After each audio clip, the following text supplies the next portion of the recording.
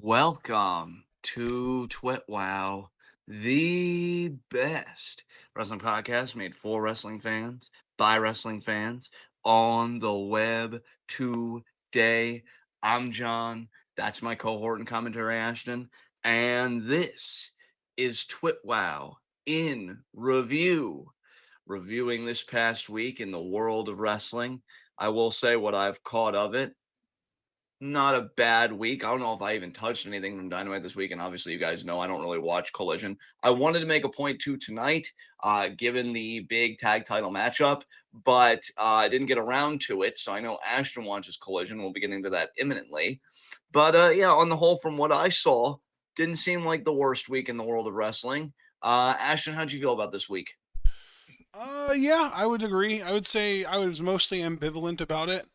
Really, just kind of looking forward to being caught up with Stardom. And I will say, if I had to kind of grade out everything that we did watch this week, that was actually something that occurred this week, I would say that the G1 shows that we watched this week, that actually happened this week, were probably my favorite content that we got to this week. Yeah, that's understandable. So let's get right into it. Let's talk about Collision. Yeah, How was Collision tonight? pretty decent, not too bad. I will say, surprisingly enough, FTR retained. Wow, did they retain because Better Than You Bebe imploded, or No. were they just the better team? Uh, FTR just straight up were the better team.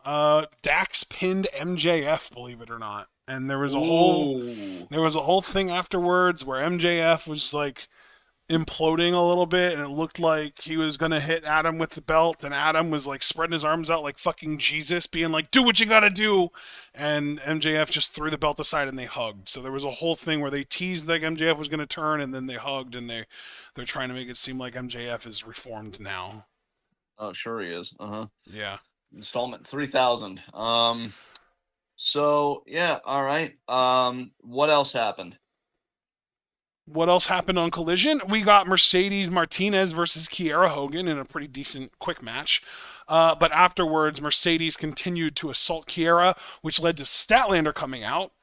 And then Mercedes hit Statlander with Statlander's TBS title and then held it up like she's going to challenge for it. So that's exciting. And Willow Nightingale actually came out to the rescue of Statlander. So we're going to be getting Mercedes versus Statlander hopefully sometime soon. That should be a lot of fun. Yeah. Uh, we did get that shitty trios match that we were talking about, the Juice Robinson and the Gun Club versus Hijo del Vikingo, Action Andretti, and Darius Martin. Bullet Club Gold won that. We did get a weird talking segment with CM Punk bringing out his original AEW World Championship, and he fucking spray painted an X on it because the whole X thing being like his symbol. And he said that, it's his championship, and he calls it the real World Championship. And he brought back the whole like it means I'm straight edge, and straight edge means I'm better than you thing. And Ricky Starks came out, and like they had this whole argument where Punk is bitching. He was like, "Did you beat me 2 times in a row, or did the referees beat me 2 times in a row?" And they're gonna have a title match where Punk is gonna be defending the quote unquote real world championship against Starks with a special guest referee. Would you like to guess, or do you just want me to straight up tell you? You could straight up tell me. Ricky the Dragon Steamboat. Oh. I didn't know he was no longer affiliated with the E. Yeah. All right. So the Dragon is going to be the special guest referee for the real quote unquote world title match between Punk and Starks. Samoa Joe beat Gravity. There was a great spot where Gravity went to do some high flying flippy shit, and Joe did his walk away spot, but he did it like a robot. Like he did like the robot walk. Yeah, It wow. was hilarious. And then the only other stuff that we got Darby Allin doing an open challenge, which was answered by Suzuki, which would have been cool if Darby didn't basically bitch him out. Oh, wow, no. He interrupted Kazeninare before the Kazeninare part actually happened. He was on offense for 80% of the match, and right as Suzuki got a rear naked choke in, Darby flipped over and got the 3 count. That's sad. It's fucking gross. The real highlight, though, for me at least, of Collision was the ladder match. Andrade versus Buddy Matthews. I really got to go back and watch the whole thing. I only caught the latter tail, like the tail half of it, but it was crazy. There was a fucking sunset flip off the top of a ladder onto a horizontal ladder spot by Andrade. The big sort of finishing moment was Julia Hart climbing to the top of the ladder to try and prevent Andrade from getting his mask while Matthews was recovering. And Andrade ended up pushing her off the ladder into Matthews through another ladder, or it might have been through a table, actually. I think it was through a table. Yeah, it was through a table. And then, yeah, Andrade won, got his mask back, but still, I have to go back and rewatch this because it seemed like it was awesome, and what I saw was awesome. Good. Glad to see that Andrade and House of Black are doing great work. And was that Collision or was there more? That was the first thing they showed on Collision, which is why I missed the first half of it because I got home a little late. Okay, well, I mean, that's understandable. You know, we were late to get started because I was tied up with stuff. So then let's move on to Rampage then, because I know we did this last week where it was Collision, then Rampage, then Dynamite. Yep. How was Rampage this week? I didn't watch Rampage, but I can still give you a quick recap of what happened. Sure, that's fine. So we got Hikaru Shida versus Nyla Rose. As you would hope, Shida did win. And Good. there has been some shit getting talked by Tony Storm to Shida, which that was something I didn't mention during Collision that happened. Tony Storm cut a promo on Shida that was like really like not okay, like insensitive. Like she said you were the pandemic champion and like the pandemic, we're all happy it's over.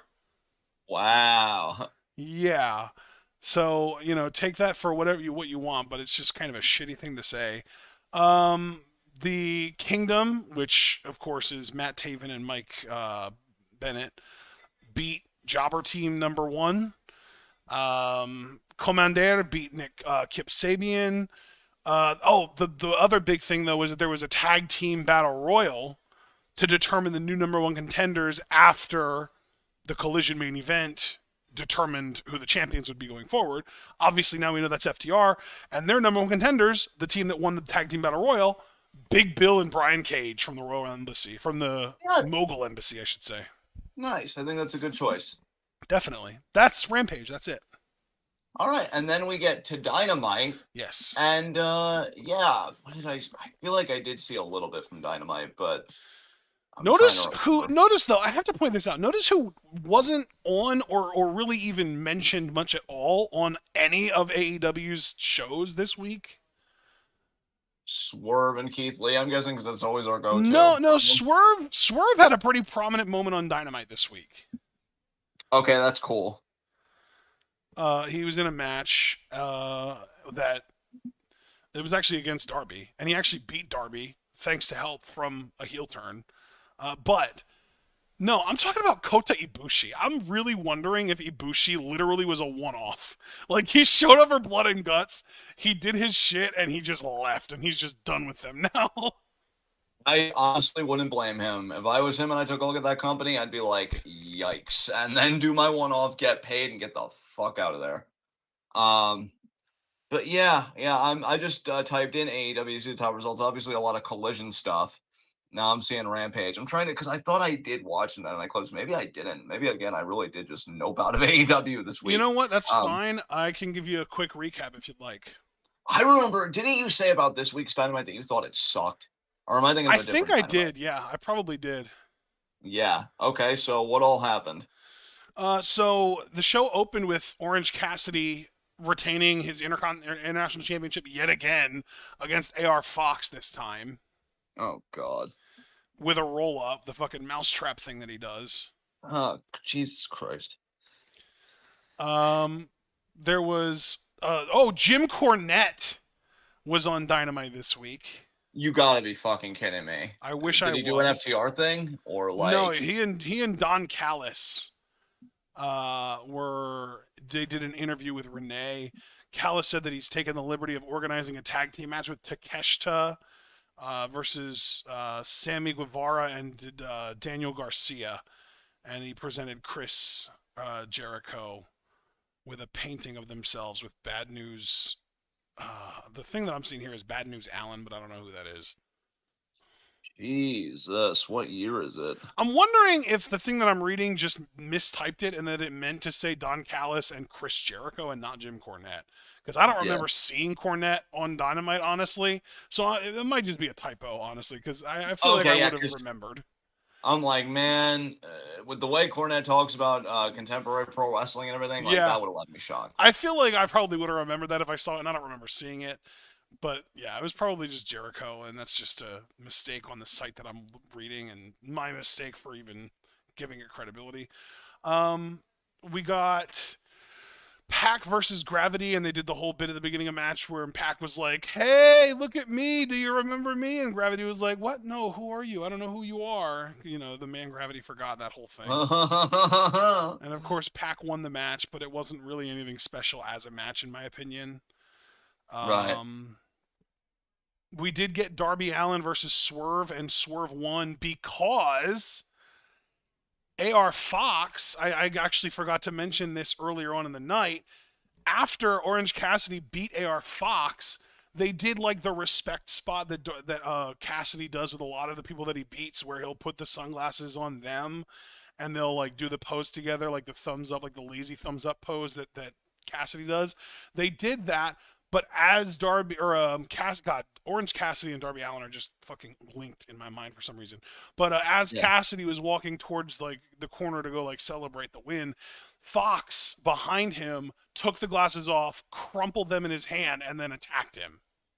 Oh, okay.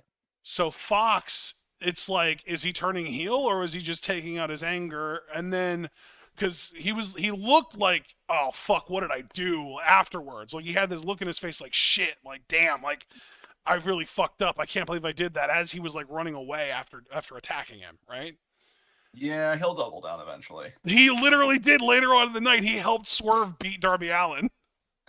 Wow. Oh, well, I mean, they have a long history, so And that's they actually literally, pretty cool. yeah, he did like a whole thing where he was like a hooded, he wore a hood and he grabbed Darby at one point to screw him over basically.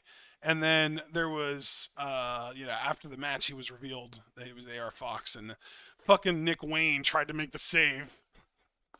But Wow, Jesus yeah, he got Christ. his ass beat too. And we got Prince Nana giving AR Fox a shirt representing the Mogul Embassy, and he accepted it and held it up. So AR Fox is officially a member of the Mogul Embassy. How amazing is that?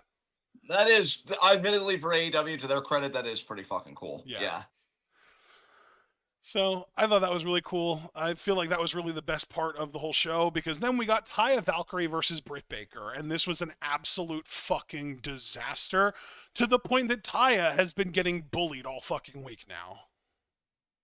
Jesus Christ. Even though Britt Baker is the reason the match sucked, because she was slow as hell and wasn't selling shit and refused to bump for Taya and didn't even fucking know how to take a glam slam, basically. Taya's finisher, the what's it called? Whatever the Valkyries. I don't remember what it's called. It's not called the Flight of the Valkyries. It's something Valhalla else. or something? Something Road to Valhalla. Valhalla. Thank you. Yeah, Yeah. Road to Valhalla. That's what it is. And oh, by the way, Britt won too with the fucking lockjaw. She hit it locked. She literally, as soon as she put her fingers in Taya's mouth, Taya tapped instantly, no hesitation whatsoever. She was immediately tapping out. You So, know, there is a positive to be taken from this. oh yeah, Because, well, yeah, I mean, think about it. Taya's been in the business forever, and we know what a quality worker she is. But for people to give her shit and defend Britt really shows the effectiveness of propaganda. The left could learn something from this. Like, we could rehabilitate communism of the propagandas, right? Because if you can make it seem like Britt Baker's a better worker than fucking Taya Valkyrie, I mean, my God, the like we say in pro wrestling, you are what your book. Perception is reality with cultural media like wrestling. And they've created one hell of a reality where Britt Baker is apparently the best women's wrestler ever. So it works. I think we need to learn from this and learn to use these powers for good. It's just a shame that it had to come at fucking Taya's expense, because she's, again, an amazing worker and she didn't deserve that. Like, you even telling me that happened has left me quite deflated, honestly. Because, like, wow. That's really fucking sad. But I am happy Ty is getting work, at least at the AEW. We know Johnny's there too. Was he on? Just answer me this, because I didn't hear him mentioned on Rampage or Collision. Was he on Dynamite, or they just No, not at nothing for him all. this He week? hasn't shown up at all this week. Wow, that's disappointing. All right, so what came after Valkyrie versus Britt Baker? The main event of Dynamite, which was a three-way tag match. Best Friends versus Lucha Bros versus BCC. And I barely paid attention to it. It was fucking zero interest on my end in this match. I know that apparently Orange Cassidy is starting a feud with fucking Moxley for some reason. I don't get it. I don't understand why they're doing it, but the Lucha Bros won the match, and I just could not give fewer fucks about this main event. You know what? I'm proud of you. You knew where to invest your time, because you only get one circle around the sun. You know what I'm saying? So yeah, fuck this company. Also weird that they're like. So I would like you to contextualize something for me if you don't mind, Sure. because it does seem like, with you telling me now that Orange could be, because Caster Sales chiming in with Mox attacked Orange, are they like overly promoting Orange Cassidy and spreading him too thin? Because like he's Bro, doing this stuff. I would have told you that months ago. They've been doing that for way too long. Like, Orange Cassidy is like a fun undercard gimmick that you give like a 5-minute segment on every show just to let him pop the kids and stay over, and like that's all he deserves. That's all. Well, I shouldn't say deserves. That's all he really should be getting. Like, they've been giving this dude way too much for way too long. Yeah, I mean, we've talked about that before. It's not like this is a new discussion. I just more meant like in terms of his TV time, like him getting Oh yeah, even 2 segments. Like dude, I'm Orange uncomfortable. Cassidy should unironically be the WWE's R-Truth. Yeah, Or I'm sorry, absolutely. AEW's R-Truth. Yeah, yeah, absolutely. Um, but yeah, it seems like, because I've gotten this vibe for a while, particularly with this title reign, and really, again, that perception, right? Trying to recolor the perception of Orange Cassidy as a workhorse wrestler. I feel like they're trying to recolor that perception because they want him in the main event.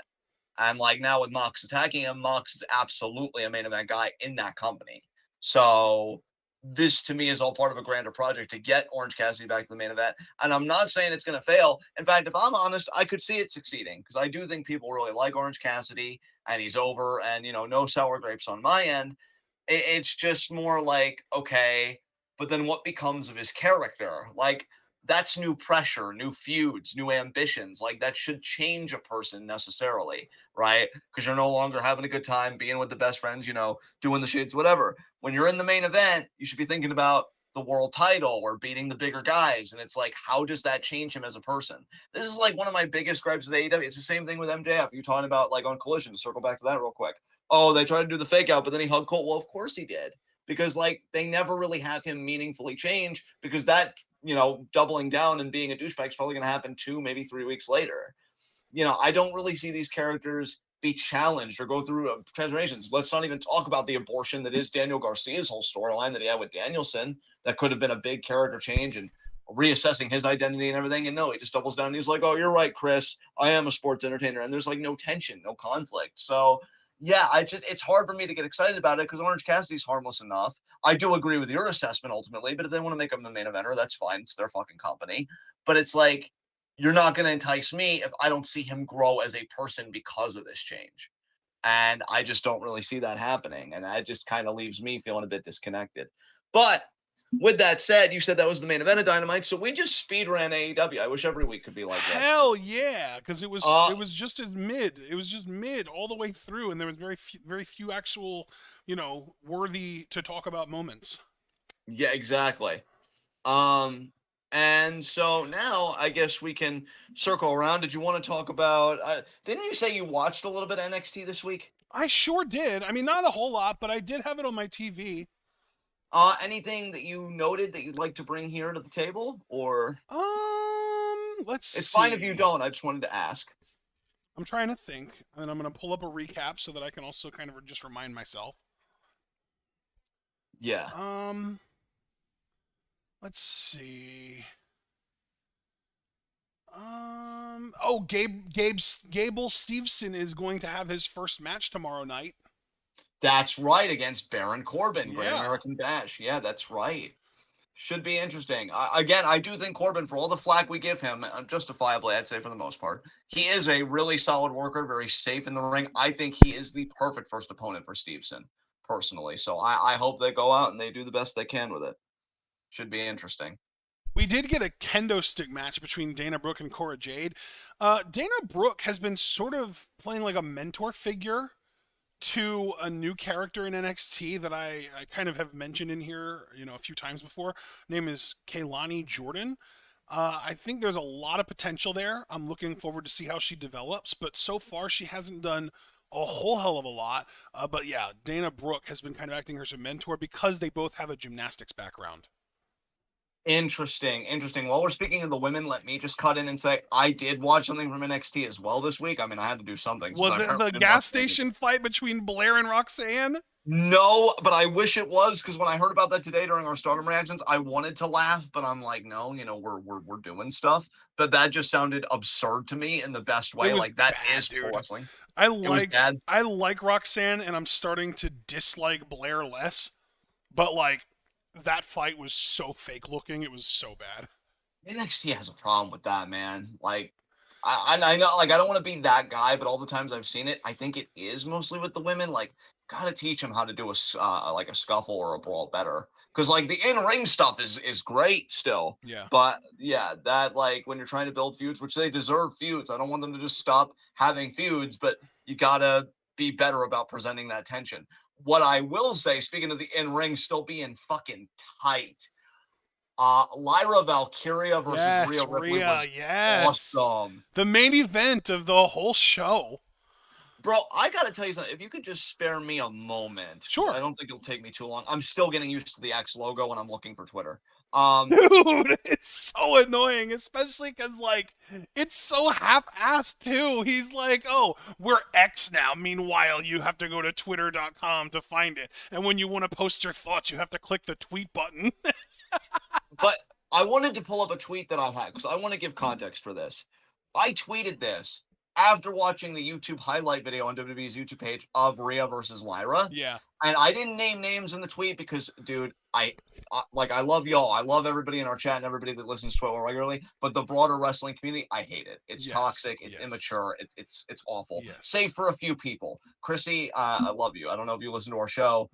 She's amazing, and there are a few other really great people. But I didn't name names because I didn't want to get in any debates. But after watching that highlight clip, I tweeted, women's wrestling is so goddamn good right now. You have talents making the case for best wrestler in the world, other talents that are so freaking gifted and ready for that big break. Women's wrestling is just cooking on every level right now. We're eating good out here. And in the back of my mind, I'm thinking to myself, Rhea with that match, because I saw her do so much great stuff in that match. She's quietly making her case for best women's wrestler in the world right now. Yes. And I know Stardom is chock full of talent. I know Io Sky breathes and she's a genius and all that. I know Bayley has put her time in. But Rhea, I even started thinking this about Rhea when she carried Charlotte to multiple decent, if not good matches. Yep. And I'm like, this woman's fucking special. She has to be in the conversation at least. Dude, she definitely does. And if you don't have her in the conversation, I don't think you're seriously talking about it. Like that's just how I feel. This woman is a multi-tool fucking player. Yep. Her character, like she is the most credible part of Judgment Day. And I love Finn, and Priest has come a long way with me from his NXT days.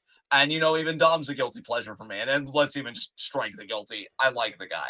But Rhea is far and away the most credible member of that fucking group. Yes. Like, she could do a coup on that group on Raw Monday night, be the leader, and I wouldn't bat an eye. I'd be like, I think it's so cool that a woman's leading a faction of these upper mid-card to mid-card guys. I think that's fucking dope, and it doesn't feel contrived or like, oh, woke BS, because look at her. Look at what she's accomplished. It's fucking believable. This woman is awesome. And Lyra, to her credit, really held her own. But I think, again, it's because Rhea made her look so good. Her bumping, her selling, her facials. Rhea's a very complete performer right now. And I just wanted to take this segment to really give her her flowers. I love this match, dude. Did you have any thoughts you wanted to say about this match? Because I know you kind of popped too when you knew this is what I was talking about. Yeah, I know. Yes. Javaris did say in chat that Lyra's frog splash is ass. And yeah, it's, she's not the most athletic. I think that she has like a very similar problem to like a Becky Lynch, where she's a really, really good wrestler, but she's just not that great of an athlete. And you know what? Becky Lynch herself has proven that you can get away with that and still be a great wrestler and really successful, especially in the WWE. And Lyra, I think, has pretty much everything else that you look for in a top WWE women's star. Yeah, absolutely. 100%. I think she's got a very bright future. And I love that Rhea seems a bit more tweener on NXT. Because like she is trying to She's so encourage Lyra. beloved. Dude, I am telling you, this woman, I'm loving this trend we're seeing lately between like Sammy too, because Sammy was heel for a while and now he's just this mega over babyface. Roman, I think when he turns face, it will be received by people, especially with him working more limited dates now. So he's not like the guy anymore, like Cena was when he first started out, where it's like every week, always in my face. They're not doing those corny, cringy stuff anymore, or I don't think they will when they turn him face again. And now Rhea, when she goes back to being face, whenever that is, it's gonna be fucking gangbusters, bro. Because these crowds already love her, like you said, they adore her, and she's like encouraging Lyra after the match, like prove me wrong and take down JC Jane. And I'm like, that's really fascinating to me that Rhea would be like kind of a mentor, maybe even kind of a manipulator. Maybe she wants Lyra in Judgment Day, which I think would be a great spot for her. Yeah. And I would love more women in Judgment Day. I love what they're doing with Rhea right now, and I'm just so fucking glad that she's not on the same brand as Charlotte, because it's like she's able to have it and able to play in that playground, and it's so good. It's so good. Yeah. Um, I'm a little torn about that story though, because like part of me loves the gumption of Lyra Valkyria of being like, I don't want to prove myself by beating JC Jane. I want to prove myself by beating you, Rhea. But then the other yeah, part of me is like, girl, why are you trying to start beef with this hoss? yeah, yeah, Like, really. you already have beef to settle. Why are you trying to make some new shit for yourself? Just go handle JC Jane. Handle your business. Make Bro, mommy proud. can I also say, and this is going to be a weird comment, I don't know if anybody's going to co-sign this with me, and that's fine. Rhea is one of those rare wrestlers, in fact, maybe even the first wrestler I could say this about since I've been watching, that I feel like the Riptide's gotten better with this character change. Because it's always been a good finish, but there's just been a way that she's been hitting it lately when it's like, when she says it's over, the match is fucking over. Like, she has put some stank on that move Right. recently, and I dig it. She's just incredible. And like I here's the thing, Javaris really just said it best. He's like, Rhea's in the conversation of being a best women's wrestler, but low key, I feel like Tam is running away with that category. Javaris, absolutely. Because like I feel like if more people watch Joshi and really knew Tam's story intimately, they would agree. She's again, much like Rhea, a multi-tool player. But in the US, like even if you were to localize it to the US, I would honestly even argue that Rhea's top three for best women's wrestler like working in the US right now. She's on another level, and I'm really, really loving her work right now. And again, I even said this last week, even as a manager to Dominic, she's so effective and she's so great. Like, yeah, I'm telling you, you give this woman the ball, she's going to score touchdowns. It's just inevitable. Um, did you see anything else from NXT? Because I don't think I did beyond this match that I was really stoked about. There was some other stuff that I caught sort of tangentially, but nothing that I really was like paying substantial enough attention to really talk about. I know there was something going on with like Los Lotharios. Like I think they might be breaking up. Yeah, okay, that's interesting. I'm kind of worried for one of them because they're both kind of mid card guys. So I feel like in that case, one either rises to the top and the other falls, or they both fall. Like there's always something bad to come out of things like Well, this. I'll tell you right now, I watched the segment where they were like really getting heated with each other, and Umberto was the one that impressed me more in the segment. Interesting. Okay. I don't know if he has grown a personality or if it was just the facial hair making him look more like he had a personality, or if he just has like really good at doing like the babyface fire kind of thing. But like he was channeling something in that segment that made me believe his shit. Nice. Nice. Yeah. Here's a question because I saw Foster post about this, and Foster, you did nothing wrong. You're beautiful. I just want you to know that before I say this. When the fuck is Braun Breaker going to be called up? Why is this Giga Chad still After playing this SummerSlam, we've playground? known that. Well, I hope so. I hope so, because now he's doing stuff with Vaughn. Which here's the thing, I'm not opposed to that because after the last segment I saw with Vaughn with him power bombing that guy through the announce table, it makes sense that like Vaughn would need a genuine challenge, like somebody that he can't just so easily impose his will upon. Yeah, Breaker's Um, been jobbing to like upper mid carders in NXT since losing the title, basically. so like you feel like I do then that he's gonna give Von Wagner this rub because Oh I yeah, feel like Von Wagner's like Braun, I think, still carries a lot of credibility in NXT. So if Vaughn beats him, in my mind, Vaughn should be like in the conversation to challenge for the NXT championship. agree. Yeah, and like Ilya literally beat Braun in a number one contendership match. Like, I think that Braun is like the new gatekeeper until he gets called up. yeah, I know it's a good spot for him though. It's a good spot for him though. I'm just getting impatient because like I really feel like my Braun Breaker fandom will explode when I can see him more on the regular, or I'm at least inclined to check out his stuff more on the regular. But yeah, like a Von Wagner Braun Breaker program. Yeah, let's see if Vaughn can handle it. I'm just excited to see more Braun. Yeah. Anything else on the NXT front? No, that's it. All right, let's talk about Raw because we know SmackDown is reserved for all that bloodline good shit. Oh, baby, I like it raw. Exactly. Yeah, baby, I like it raw. Oh my god. So on Raw, let's see what we got here. I need to go back. God, fucking Zoe Stark is still here, and she had a match with Becky.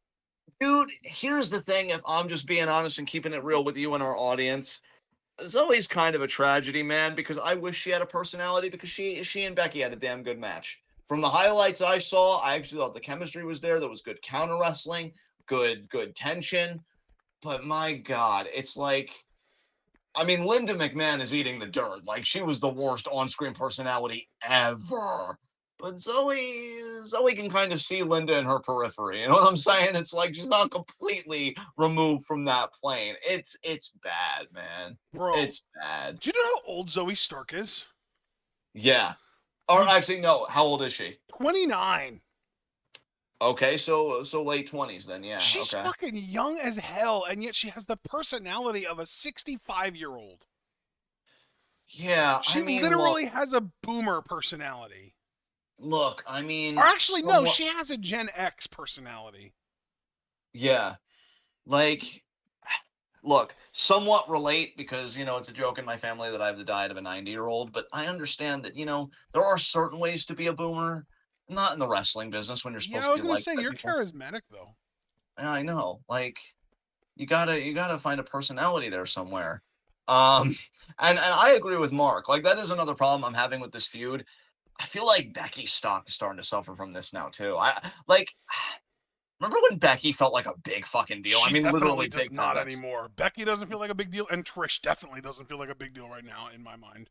No, I agree with you on both counts, man. Like it's a shame that Becky, who broke out into the mainstream, now just feels like another one of the girls again. It's like, damn. I know once you get lightning in a bottle, like it's gonna be used up, and then either you gotta refill the bottle, which good luck, or it's just you're playing with an empty bottle, which sucks. But I really, it's kind of sad to see like just how normal Becky feels with everybody else, especially doing this stuff. Like, god damn. And look, I was a Trish fan growing up. I didn't think she'd still be here though. I'm like, okay, Trish, you're gonna come, do a little mini program, give the rub, and then be on your way, right? But like, she's still here, and it's like, okay, so just kind of twiddling my thumbs here. Yeah. I really don't know. I just kind of want this feud to be over. And again, Becky and Zoe, to their credit, in my mind, had a good match. But if you're really going to try and catapult Zoe after this, because I can see Trish getting sick of Zoe and then Zoe turning face and then having like a program with Trish. So I don't even think Trish is going to be done like after Becky, right? Because I think in some way you're going to have to narratively sever her and Zoe, which will give Zoe the rub. But she doesn't have the personality to handle it, though. That's the fucking problem. Like, you're not going to be able to handle that push, and that's bad. That's bad. So that was that. My mom thinks Trish Stratus is retiring. How do we, or Becky Lynch is retiring? How do we feel about that? I hope not, only because I wouldn't want this to be her final chapter. This is a weak final chapter to go on. I'd want her, like, God, I'd want her to feud with like some promising young star, but I'm trying to remember the Raw roster because I kept going back to like Liv Morgan getting a renewed push, but she's on SmackDown if I remember correctly. So like her and Becky can't do anything because I thought they had good matches too, but Becky always cheated in their matches seemingly. Yeah, I don't know, man. I don't know. I feel like looking at the stuff that happened on SmackDown, the stuff that happened on Raw, SmackDown might just be the better overall show, even beyond the Bloodline. Like, let's see what else. Oh god, yeah, Ciampa's been back. I haven't even watched any of Ciampa's stuff. Have you? I've completely skipped out on that. Um, I know that he does have No One Will Survive back. Oh, that's cool, I guess. Um, Beyond that, no, I don't know shit.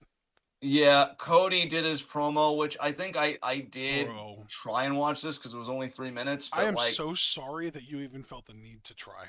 I'm sorry you watched anything AEW this week. See, we're both suffering in different ways. It's just the same stuff where it's like, oh, Brock's all of this, but I'm gonna be this when I beat Brock Lesnar. It's like I don't want you to win the fucking title, and I know it's not about the title, but it's always about the title. Fuck you, Cody. Um, Yeah, pretty much, dude. It's he. I can't even sound. I can't even stand the sound of his theme song. Like I loathe this man with my entire being. as per usual, 10 out of 10 on the delivery of the word loathe because you could really feel it in the tone. I But do. I've I been saying fucking for detest Cody Rhodes. ooh, that's spicy. Detest. Damn. Um, I will say, God, I mean, I've been saying forever the theme song sucks. I'm looking at what Jay and Roman are doing, and I'm like, Cody, I never want you anywhere near Roman again. You could win the Raw World title like 5 fucking times for all I care. You don't get to be a part of this story anymore. But we'll talk about SmackDown in due Frankly, time. he And never should have been in the first place, and I think that we can all agree on that. yeah, I certainly do. Although I'm still seeing some wrestling fans that are being like, Cody just should have won at Mania and still sticking to that opinion. I'm like, no, I'm good. I'm good.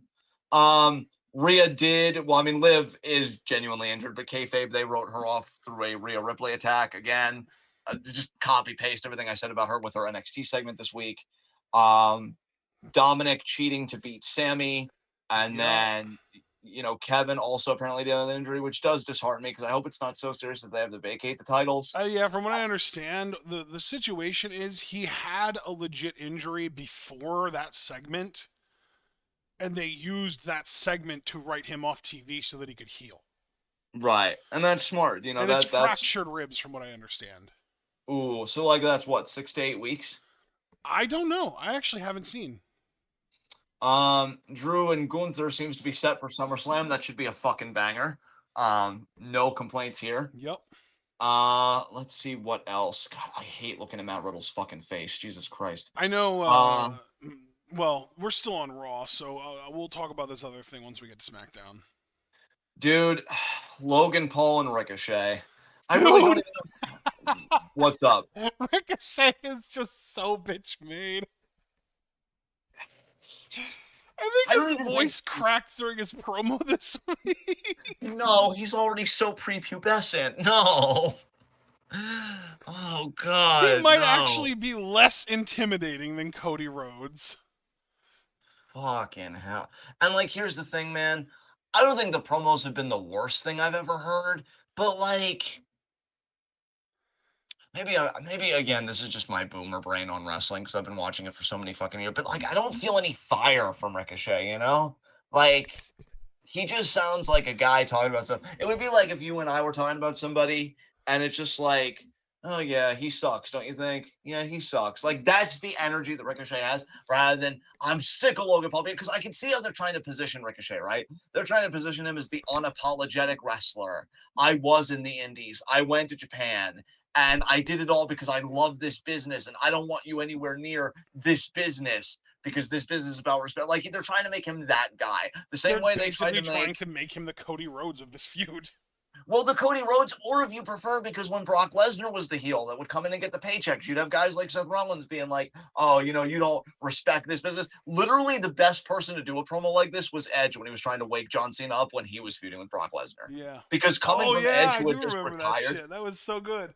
Yeah, exactly. And you know why it was so good? Because it came from a guy that had to retire because of this business. He literally gave his body to this business to the point where if I take one more fucking bump, I could be in a wheelchair. I So when forget. he Was says to that John, was that leading up to their Extreme Rules match? yes, it was. So Cena did win that, and it's almost a good thing that he did, because after that kind of promo, you can't just have Cena not win. Then Yes, Edge was far and away one of the best people to cut a promo like that yeah, because it came from such a raw, visceral place.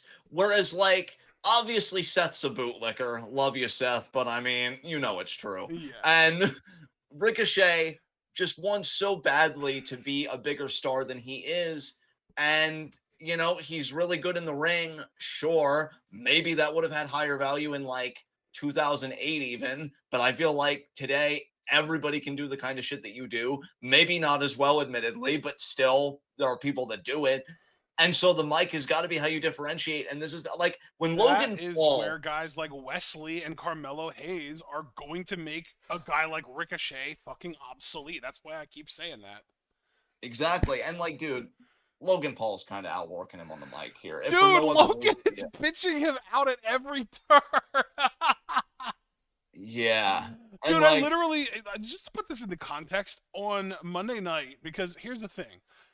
This, you might not be aware of this. You might be. We might have had this conversation already, and kind of, my mom might have broken this to you already. My mom kind of likes Cody Rhodes. It's gross. I know. We'll have an intervention eventually, But but because of that, I end up having to actually hear his promos. And apparently, and during this Monday night's promo, first of all, I said Cody Rhodes has got to be. This is me typing in the live wrestling discussion in our Discord. I said Cody Rhodes has got to be among the least intimidating people in the wrestling industry. And then I said Cody talking about how he's not poking the bear, he's slapping it across the face and saying, "Come and get it." Meanwhile, I'd love to see Cody even attempt to slap Brock Lesnar IRL, the proverbial bear in this situation, across the face, and survive to tell the tale. yeah, like, And then later on in the night, I literally said Ricochet might be less intimidating than Cody Rhodes. It's incredible. dude, and here's the thing too, Ricochet, baby Baldy, I gotta just pull Don't you make fun aside of for his baldness. That's mean. well, you know, maybe he could take it up with me on something other than fucking Instagram or TikTok or whatever the fuck. Dude, you're literally getting bitched out by a guy that's such a fucking dweeb that like literally cons kids out of their money and is just an awful human being. Literally went to Japan just to do racist shit and throw Pokeballs at Japanese people and go to a forest where people commit suicide and film a dead body. Like, you're getting bitched out by this fucking dude. I need you to take a hard look in the mirror and have that honest conversation with yourself that's punctuated by the realization that you are, in fact, not talented enough to do this. And you need to give up because it's embarrassing to the rest of us. Like, Jesus Christ, you're letting this Meanwhile, fucking dude. Ricochet Yeah. attempting to clap back. Well, what you gotta realize is that he's a social media star. He's been doing this stuff way longer than me. And when I start laughing when he says way and the voice cracks and he hits an octave that I didn't even know was possible. And I was once told by a friend of mine that I have both the highest and the lowest voice he's ever fucking heard in his life. I'm going to tell you, yeah, that doesn't fucking matter. Get out. Because when you tolerate a guy on the mic, I'm not asking for toxic masculinity where you just throw the mic down and just shoot on him. But when you have a guy on a microphone call you a virgin in front of your fiance and pretty much give all the incels something to cheer because it's like, oh, you know, we do that or whatever when we're angry. It's like, dude, you're getting beat out by a culture and its insults that is so fucking toxic, and you're proving on national TV that it works. Like, get your fucking shit together, okay? Because look, I'll be honest. I know we don't like LA Knight, but I'm gonna have the fucking hot take here. I feel like he would have been better in this spot because I feel like You know even though who he else would would have have been better in this spot? who? Grayson fucking Waller. Yeah, that's bad. That's bad, man. That's bad. Because, like, with LA Knight, because he was the example that I brought to the picnic, he would have been probably mirroring Logan's insults. Because, like, when LA Knight was a heel, he used to call people incels and all that shit. But, like, at least he'd be able to take it. And at least he'd be able to know to some degree how to respond to it. And Super Blue, don't you dare run with this beyond your front fucking yard. Because this is the only credit I'm giving LA Knight. Don't you get overly excited over there. I'm Too late. watching you. He's there already. Yeah, you stay in your fucking backyard and you don't leave until I tell you to when we're done this discourse. Foster said, I really like Grayson Waller. Well, guess what, Foster? I love you regardless of what your tastes are, even when we disagree, because you are beautiful, and I'm not a toxic wrestling fan, or at least I try not to be one.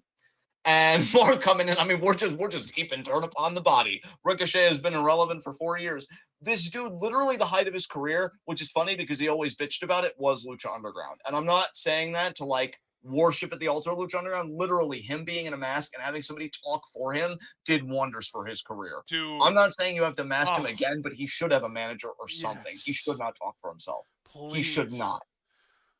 Like, Jesus Christ. Ricochet retiring and then a random masked wrestler who kind of weirdly resembles him debuting in the company a few months later would be the best thing to ever happen to his career. Yes.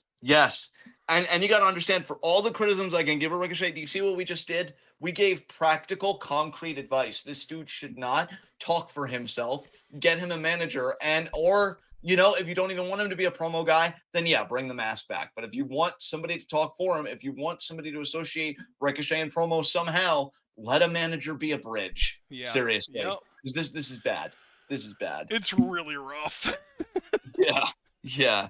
And fuck, I don't know anymore. And I hate that, Logan Paul is really coming out looking better for this. Like, because more people are going to say, wow, he's such a natural and he's beating him. And you really can't say much because you're defending Ricochet. The same guy that when somebody pointed out his baldness on fucking, what was it, Instagram Live or some shit? I thought it was Twitter, honestly, but I could be wrong. Who even fucking knows? But he's like, oh, why you so... Like, dude, that was a random fan commenting on a physical trait that you've had for literally fucking years, for as long as I've watched you wrestle. And that's your response? Jesus. See, I'm speaking truth somewhere. My God. Like, that's your response? Come on, man. Come on. Like, fuck. I make fun of my own appearance all the time. I tell my family I have a forehead that should be like an undeclared fucking continent. And you're just going to crumple like, no, Paul, it's shame. You just can't say it. Paul Golden's fuck you, man. I'm ashamed of you. I'm honestly, like, I've been so good for so long for TWitWoW and Review Being Zen, but you're the one that broke it. I'm so ashamed of you, Ricochet. And I want you to internalize that. I want you to internalize the shame that I feel for your existence and do better. But you probably won't. And Logan Paul's going to win on the mic, and then everybody's going to think that he's so fucking good at this, when no, he was just competing on the mic with absolute trash. But we can't make the difference. We can't make the distinction. Oh, God. Okay. God damn it, Rick. I know. Fuck you, Rick. Of all, well, you, the Flair variety, the Boogs variety can stay. The Boogs variety. He's the only one, though. Yeah.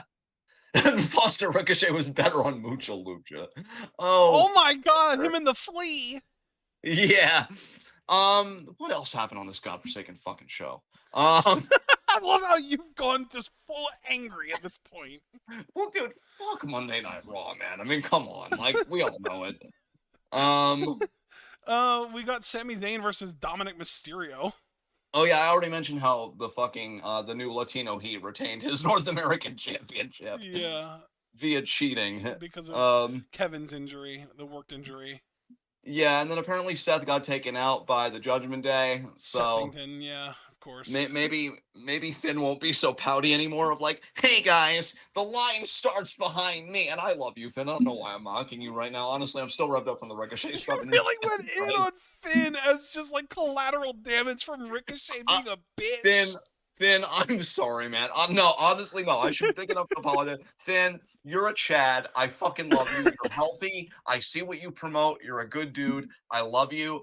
And I am actually loving what you're doing. It's not going to be your faction for much longer. I don't know how to sit you down and tell you that, because I feel like your faction mates are still kind of giving you the side eye, like, is Phineas okay? He's not. Phineas is not really okay. Isn't. He really isn't. He needs a hug. He needs therapy, and he needs a shoulder to cry on, preferably a shoulder whose arm isn't holding a fucking briefcase, kind of leering at him like, I could take him. I could take him after a match with Seth Rollins. So yeah, speaking of, Priest beat Apollo Crews. Glad to see that he's doing great in a match on Raw. God, I feel bad for Crews, man. Because even more than Ricochet, I feel like he did have those glimpses where he showed personality. God, I loved his fucking Nigerian gimmick on SmackDown, and then they just dropped it. Yeah, exactly. He was literally like, this is like culturally relevant because of Black Panther, and it was just like, oh, well, no.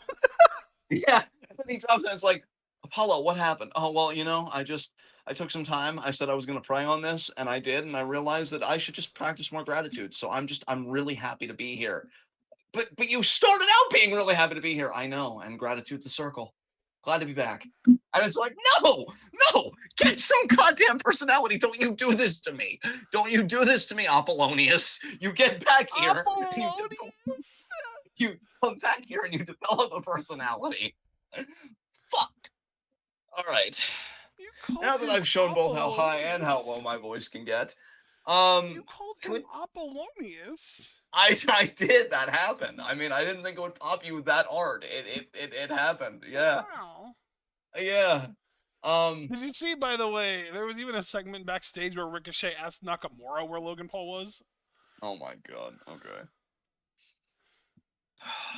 What? Yeah, actually, just so that Ricochet can catch one more stray, how is it that the fucking Japanese wrestlers that people give so much shit, like, oh, their promos in another language, they can cut a promo in another language and they still emanate so much more personality than Ricochet does, able to speak the native language of the promotion.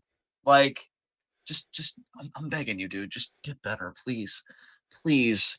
Please. I'm rubbing my temples counterclockwise. It happened. I'm ceding to it. All right. I don't think there's anything else to talk about on Raw. So Ricochet's insecurity about his baldness makes me feel like we could literally solve transphobia the world over if we just made sure that all balding men were aware of the fact that the hair treatments that they're getting to make their hair look fuller is literally gender affirming care.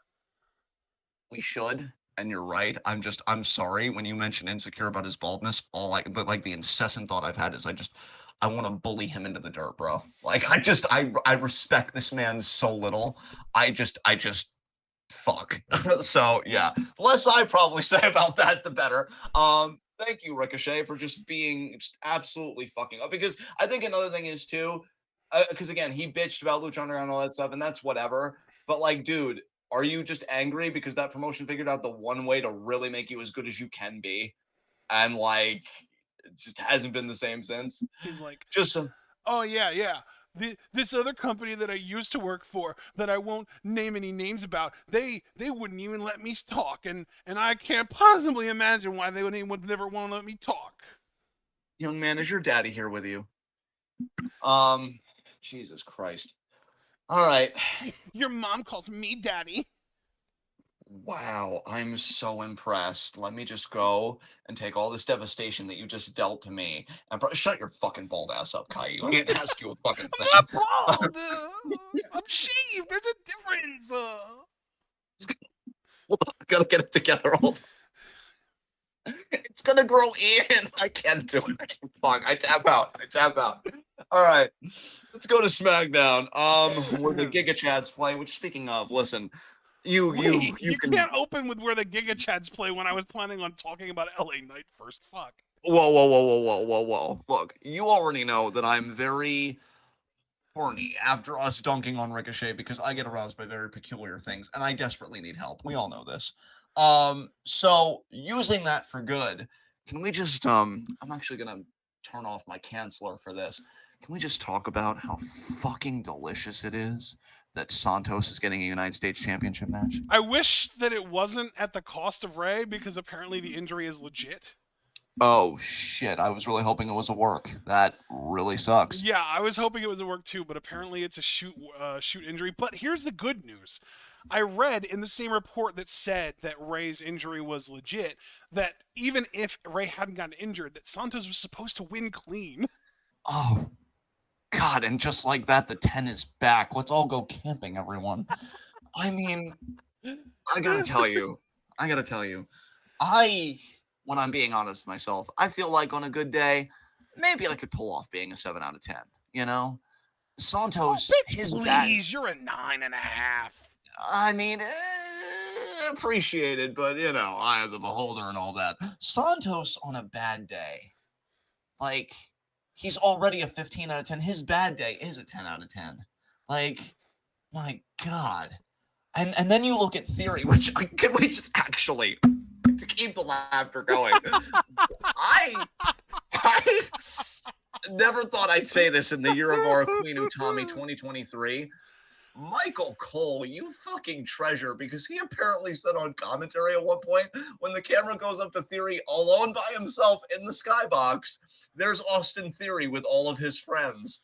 And I'm like, Michael Cole, what? Like, I made this joke already, but I stand by it. He really woke up one day and he's like, Michael, yes, me, you have 3 years left before retirement. Yeah, I know. Who have you always wanted to bully the shit out of? and then Theory drew the short straw, and Cole, well, him and Top Dollar. Top Dollar especially, dude. I was thinking about him too when you were talking about Cole bullying people. And I just, goddamn, man, like Cole. I mean, I want to know what our chat thinks, because I feel like Cole's been doing the best commentary of his career the last couple of years, and I thought it was McAfee, but to Cole's credit, and this is the biggest comment I could give Cole, I really don't think it was. I think McAfee helps, and he helps immensely. Like, I'm not trying to take away from McAfee. Pat so much. I miss Pat too, dude. So it's nothing against Pat, but I feel like Cole really has some good lines just by himself. Because Wade, I don't think contributes much. I like Wade at first, or I should say I liked Wade at first, but I feel like he's kind of blended into the background. He's just kind of there now, whereas McAfee, I think, consistently had presence. But like, yeah, like Foster even said, Cole legit gets me to choke laughing sometimes. I've watched some compilation clips of Cole like giving shots to Top Dollar, and sometimes I'm like, I can't believe Cole said that, and I can't believe he got away with it. But of course he got away with it, because he's like the main. I'll never forget the one fucking quote that you told me about how Cole, when there was a battle royal, and he was like, my favorite to win is Top Dollar, and Barrett was like, why him? And Cole was like, well, because he can't get over the top rope. I mean, and now Theory's getting it. Maybe because, Theory went after John Cena, who we know was, like, to Michael Cole what Stone Cold was to JR. But now, like, fucking... Dude, I legitimately also have to wonder if it's a test for Theory. Because, like, maybe it even is Triple H. Maybe it's Vince. I don't know. Maybe someone saw how much Theory sort of buckled under the weight of the Cena shit. And, like, they were like, oh, this is not good. He can't handle Cena. Maybe he can grow into it. Let's start poking and prodding at him now. Like, we need to see if this dude, when we put pressure on him, we need to see if he crumbles or if we can turn this lump of coal into a diamond. Like, I just, honestly, because I know I was a part of it for a time, I have to really congratulate Michael Cole for figuring life out. Because this dude really doesn't give a fuck. Like, even Bailey has shared text conversations she's had with Cole, because I think they get along great. And I'll never forget when he was talking about, like, his WrestleMania record compared to hers. And she's like, well, you cheated to beat JR. And he's just like, well, did I win the match or not? Like, he's like, look, you can say what you want, but, like, did I do business or didn't I? And, like, yeah, this dude, he's so strong in his spot right now. And I never thought I'd say that when I watch YouTube clips of SmackDown, that Cole sometimes is one of the highlights. I feel like this dude got his magic back. I don't think it happened exactly at the time that Vince got into all of his shit, but I think that helped him. Yeah, like... I mean, McAfee contributed. Like, McAfee's presence definitely helped Cole feel fun again, but Vince leaving helped Cole in a major way. Like, Vince being gone was, I think, the biggest contributing factor, personally. God, Austin Theory with all of his friends, and there's 0 people in there. 0! It's, oh my God. Oh my God. Wait, what? So yeah, rooting for Santos Daddy to become our new U.S. champion, so I could actually take pride in something in this country, because God knows it doesn't have much going on. But you were going to talk about L.A. Knight, so let's rip that Band-Aid off. It's just an anecdote, honestly. I just wanted to talk about a video that I saw on Reddit. A woman posted of her fucking husband literally just going around the house doing the yeah thing at everything. Like, he'll be washing dishes and randomly just say yeah, or like she'll say his name, and instead of being like, oh yeah, what's up, honey, he'll do yeah and that whole shit. And like, Santos fans are or not Santos, LA Knight fans are the fucking worst. Yeah, I'm in such a mood right now. Do I want to continue being visceral? No, I need to Why tone would it you down. ever not? I mean, wow. Why is it you always enable me when I try and be a rational adult? No, I hope that Why do marriage you ends in ever try to divorce. be a rational adult is the real question. I don't know, but I hope it ends in divorce. That doesn't sound like it's happy for the wife, and I'm sorry for her.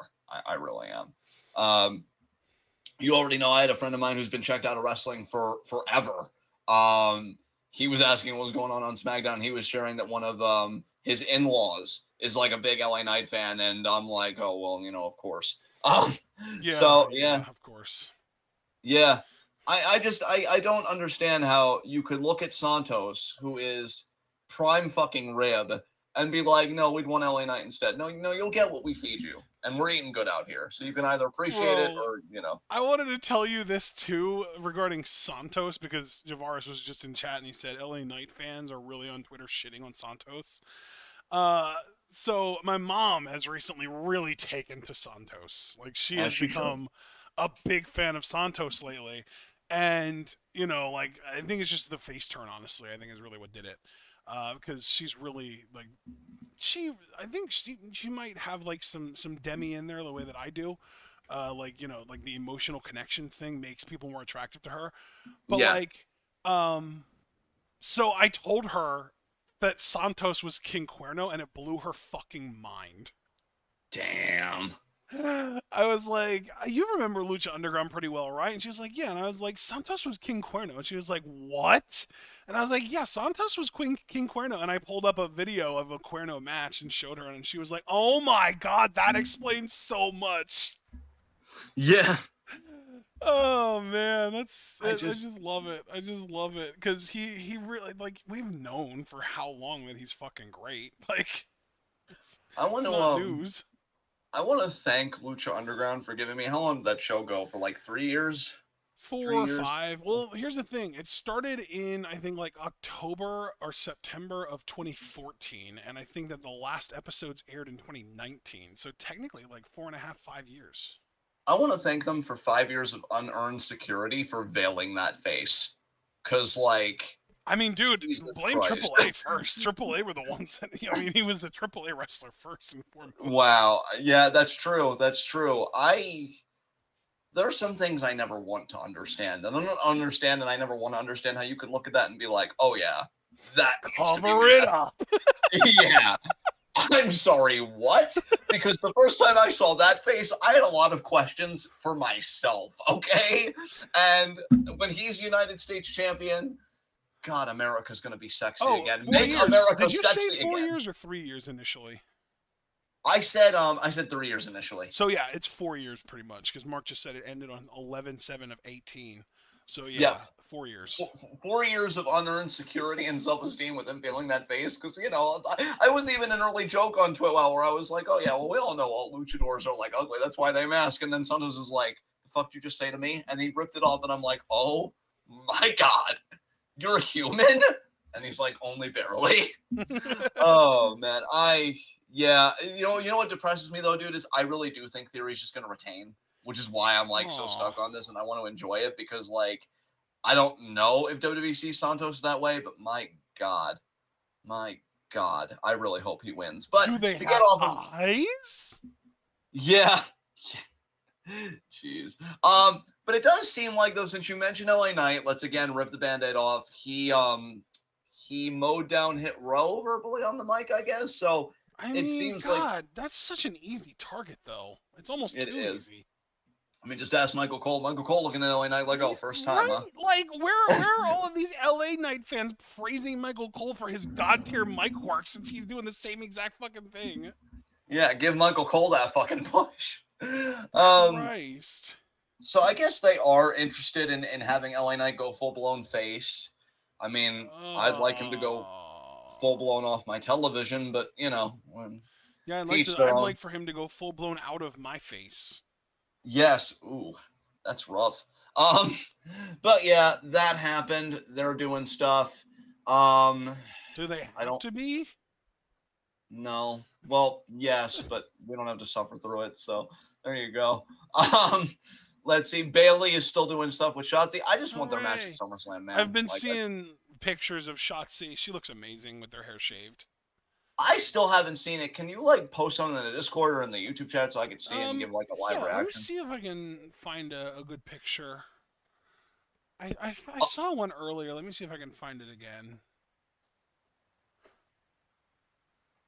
While you're doing that, I will say, just talk about something that I know Foster's been bringing to our attention that I'm starting to take a little bit more note of. Fucking Lashley and the Street Profits. You dress good, you feel good, you play good, and he got the Street Profits new suits apparently. Ah, nice. Dude, if they're trying to do the Hurt Business Part 2, like, but with Lashley in the lead, I'm Well, open to wasn't it. Lashley in the lead the first time though? I mean, true, but MVP was also kind of the mouthpiece, and I don't feel like they'd have MVP for this one. So you're right, but I don't think not having MVP will be such a deficit. Like MVP is great. He's great. I don't want to like this isn't a diss of MVP. I just don't think he's heavily needed, Posted the especially when Shotzi you've got picks in the wrestling discussion. nice, especially when you've got a talker like Montez in the group. Which I would actually like Montez to be given the ball more on the microphone so he could develop his verbal chops, more so. Um, So, yeah, I'm excited about the idea of this group. Okay, yeah, I just saw the gala, tag me in the Discord. So I don't know, man. Like, if it's a babyface fan, like just in general, whether it's face or heel, what do you think about Lashley running with the Street Profits and them doing things? Now It's that it seems very like it's actually intriguing happening. for sure. They could legitimately end up being the most interesting thing on whatever brand they end up on, which seems to be SmackDown at this point. If they're booked well, but that's the big thing is they have to be booked well. They have to be written well. Oh, Shotzi looks super cute. I Yeah, like it. yeah. Good stuff. So yeah, I just I'm just Especially if Bello and Trick end up with them.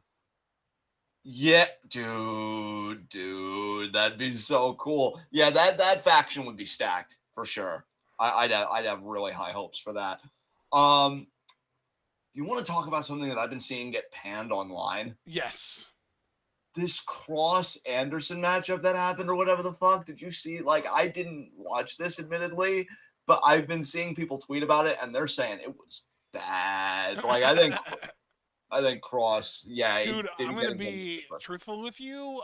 Karrion Cross makes my eyes glaze over, so I didn't even know that happened. Yeah, I'm gonna watch it now. The I'm actually whole watching it thing? now. Well, yeah, like I'm watching it now while I'm talking, but I'm not gonna get distracted because I just want to see this for myself. But yeah, apparently this segment just did Wow. not play well with people. Carl Anderson versus You're Karrion Cross. talented. I just want you to know that. You're welcome, friend, and I appreciate it. But no, like, why would you put Carl Anderson, who really his stock has just plummeted? I remember the most I was into Carl Anderson was when we were early into New Japan, and I remember that match where he beat Nakamura, who I think was the Intercontinental Champion in the G1, and it was a great fucking match. And I'm like, oh, Anderson's really cool. That stock has plummeted since then. And Cross, who it's done, baby. Like the magic is gone. You're not getting more lightning in the bottle. Like, yeah, I saw people dumping on this. I'm curious if our chat saw this and if they dumped on it equally. So let's see. Foster commenting, have Milo and Trick join after they get called up. Okay, so this is about the Lashley Street Profits stuff. Javaris commented on the Cross segment. He said Cross's finisher is absolute dog water. Isn't it just the straight jacket submission, or did he get a new one or something? And also, like the forearm to the back of the head, I thought he was still doing that. I don't like that Scarlett still has to help him, though, because I just saw while I'm watching this video, she grabbed Anderson's leg. Fucking Carl Anderson. Karrion Cross needs help to beat Carl Anderson. It's done. It's done. Like, it's over. It's over. Like, no. Because again, as we know through Britt Baker, to connect SmackDown with AEW, to connect a fine woven thread, being like a fucking spider. Shout out to Reclusa. Wrestling as a cultural medium, it's about perception. It's about presentation. Say what you will about Cross, NXT, at least on some level, understood that. They never had Scarlett interfere in his matches. He was always able to handle his business. And now you have to grab the ankle of fucking Carl Anderson to get a singles win. When, like, even if you still remember, like, New Japan Carl Anderson, in WWE, he's been nothing more than a tag team guy. Like, what the fuck? Okay, so now pump handle, is this like a new finisher? Okay, pump handle, slide out DDT. Is that the finish? Because I would have to disagree with Javaris. I think that's actually a pretty cool looking finish. It's the performer that's fucking dog water, not the finish. Can I God. also just say, props to Samantha Irvin for some of the announcements that she does that are just unique to individual performers. Because you brought up Reclusa, which of course made me think of Chelsea Green, and she does the whole Chelsea Green every time she announces her. Yeah. She also has like a very prim and proper announcement for Ludwig Kaiser every time she announces his name as well. Yeah. Like she has these cute little like intricacies that she weaves into her announcements for certain people sometimes, and I love that for her. She's so good at her job. Irving is one of the best parts of like just the whole show, from the top of the card to the bottom of it. Yeah, she really is. Super Blue, like I'm just imagining this conversation between these fucking people. Because Super Blue is like, Anderson was all like, I need you guys in the back so I can do this on my own. Where did this come from, dude? Like, why today of all days are you puffing your chest out? And Alan was just like, okay. Like, Alan, learn. What are you doing? Oh God. You know what though? Alan's got his boys back. If Anderson was like, "Oh man, I need you guys in the back so I can do this on my own," AJ was just like, "You sure about that, Carl?" Because But no, he apparently just. I mean, this guy's kind of scary, and like, you know, I mean, I haven't even beaten him yet. I mean, I probably will, but I haven't yet. Yeah. I mean, you know, it's been a while since you've been in singles. Are you sure? I mean, I don't know. And Anderson just like, look, Alan, me and my hot Asian wife, we talked about this. I'm gonna be just fine. Didn't you get canceled for that? Nobody remembers that. I'm gonna be fine, Alan. It's gonna be great. It wasn't great, Carl. It wasn't great. You fucking sucked. I hate this. I hate everything. I actually, I don't want to scare anyone, but my brain is literally screaming at me, yelling for permission to dissociate, because we're talking about things that I just utterly viscerally loathe on the bodily level. Carl's trying to hype himself up in front of AJ. He's just like, "Listen, AJ, I know that I've got a hot Asian wife that no one wants to hear me talk about anymore, but you've also got to remember that I am a world-renowned superstar. I have won championships all over the globe." Oh, damn, I felt that one.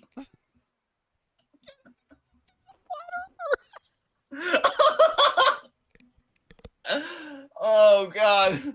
Well, I can't be too surprised that a man who would never bother to look at the curvature of the fucking earth could not see how this would turn out. I could never not let AJ get away with that one. The world should never let him get away with that one. How dare you blaspheme me like this? You know what my shape is, Alan. I mean, look at his dome. Carl God. Anderson isn't insecure about his baldness, Rick. Yeah, to Carl, dude, Ricochet. When you're getting bested by Carl Anderson and how to be confident and secure, dude, what the fuck are you doing? This is how we know that his relationship with Samantha isn't going to last, because he's too insecure. He's staring in the mirror and he's like rubbing his head thinking the hair is magically going to grow. And Samantha's side-eyeing him like, can I do better than this? Yeah, yes. Let me be the first in fucking Samantha's line. just like, honey, it's okay. You don't need hair. And he's just like, you're going to leave me. And then one day he comes downstairs and he's like, I've worked on it. I realized that I am the... Why are all the bags downstairs? You remember when I said I was going to leave you? Yeah? You were right. Remember when you said I was going to leave you? Yeah. The day has come, baby. The day has come. Because I'm feeling like a dick and I can't be stopped now and it's too late and the train's left the station. I want her to announce herself leaving the house. Like, and now leaving this relationship, Samantha Irvin, just like, yeah. And then she has a crowd of her friends being like, thank you, Sammy, out back as they drive her away. Fucking peak moment right there. And still retaining her self-worth.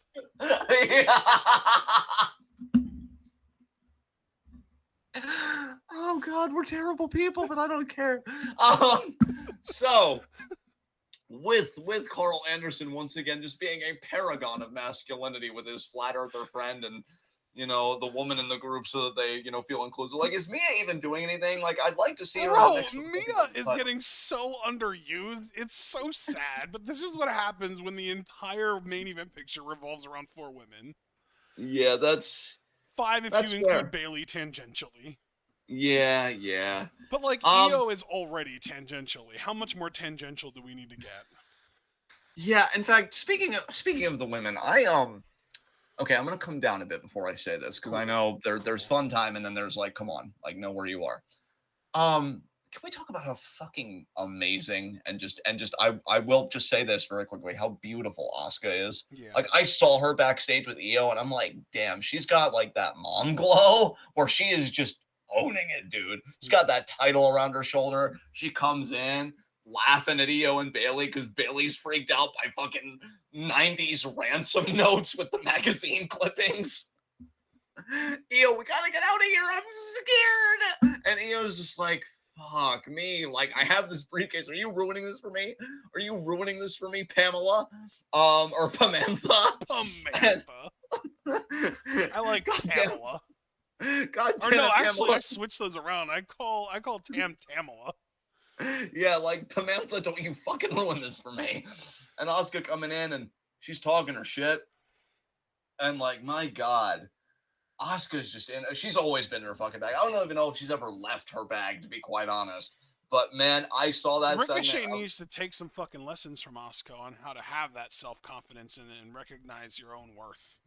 And dude, you know what though? Like, you say that, and I just want to stop for a second and triple down and say that you're right, because I'm being serious about this now. This is a serious commentary point here.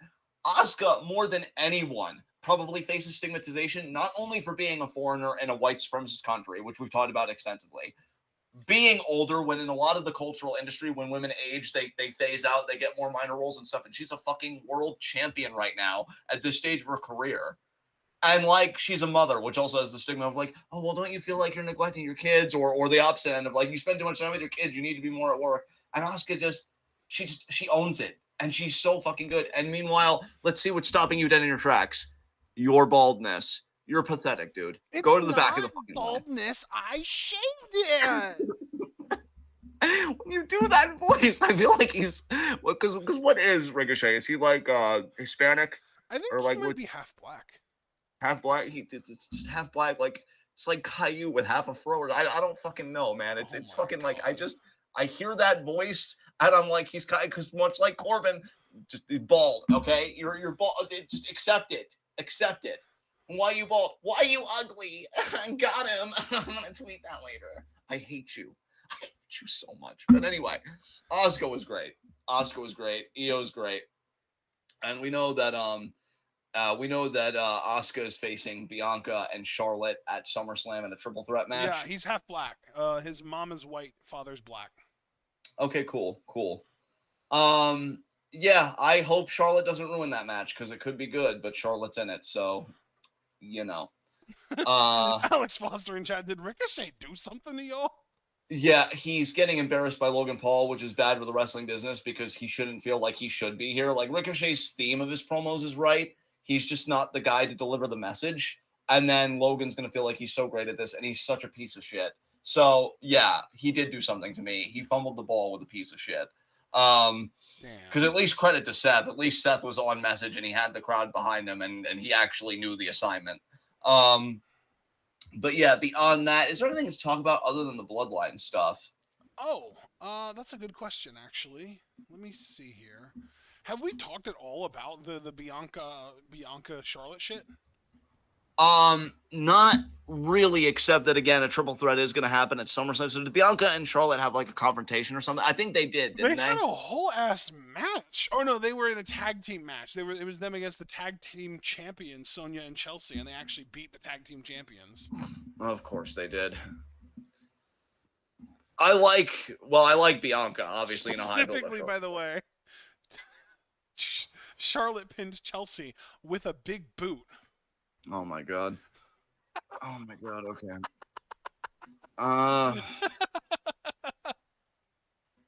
Yeah. Javaris just comes in and Charlotte is 98% gonna fuck this match up.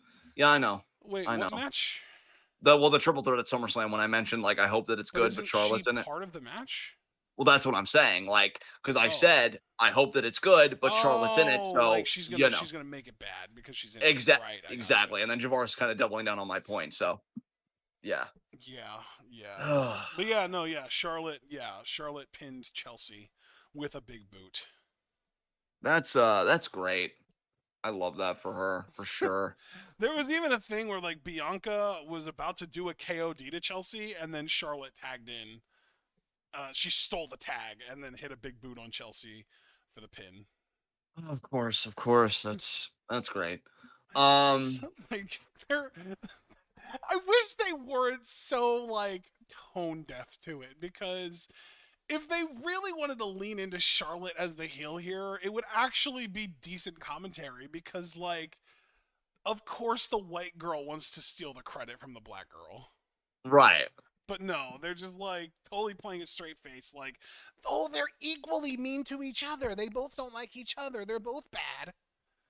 I've hated that from the beginning, because if you're really trying to sell me on the fact that Bianca has been anything other than justified and rational, that's really honestly fucking gross. Go fuck yourself. Yeah. I God, I watched part of Ric Flair's Hall of Fame speech today because I was just watching Why? some random Ric Flair content, and like I'm Charlotte was in sorry. the audience, Yeah. and I'm like, I wish you just would have stayed there, you Yeah, know? yeah. Stay Like, on that side of the guardrail. yeah, it's like, God damn. She's so bad. And they've done, but again, though, because of the perception, she's going to go down as one of the greatest ever. And that's something, dude, that I really have to prep myself for, because I'm not going to be able to handle it when that discourse starts up. Like the day that she does walk away from this business, and there are going to be the articles and the online discourse and like how goated she is and how wonderful she is. I'm just going to be sitting here like, name one person she helped make. Name one star she helped get over that wasn't more about getting herself over. It's like I hate it. I hate it so much.